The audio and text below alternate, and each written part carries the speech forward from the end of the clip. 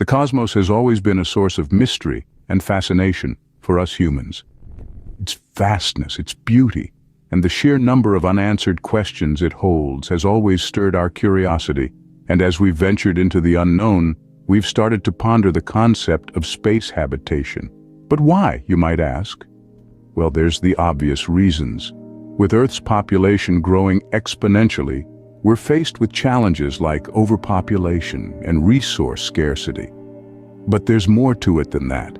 It's about the human spirit, that unquenchable thirst for exploration and discovery. It's about pushing boundaries, about venturing into the unknown, about making the impossible possible. And so we come to the question, is space habitation feasible? Can we build homes where the stars twinkle and comets blaze? So, how exactly would we go about building homes in space? Let's delve into the process. Building homes in space isn't as simple as constructing a house here on Earth.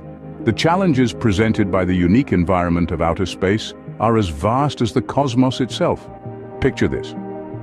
Zero gravity, extreme temperatures, cosmic radiation, and the vacuum of space itself, all conspiring to make construction a daunting task.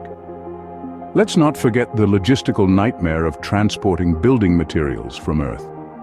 It would be like moving all your furniture across continents. But instead, you're sending it millions of miles into space. An expensive and resource-draining endeavor, to say the least. This is where the concept of in situ resource utilization, or ISRU, comes into play. It's a bit of a mouthful, but it essentially means using what's already there. Think of it as the ultimate recycling project. Instead of hauling bricks and cement from Earth, we could utilize local resources such as lunar or Martian soil to build our space homes. It's a game changer, a shift in thinking that could make space habitation a reality. Now let's talk designs. How do we envision these space homes? One idea is inflatable habitats. Yes, you heard that right, inflatable. Lightweight and compact for transport.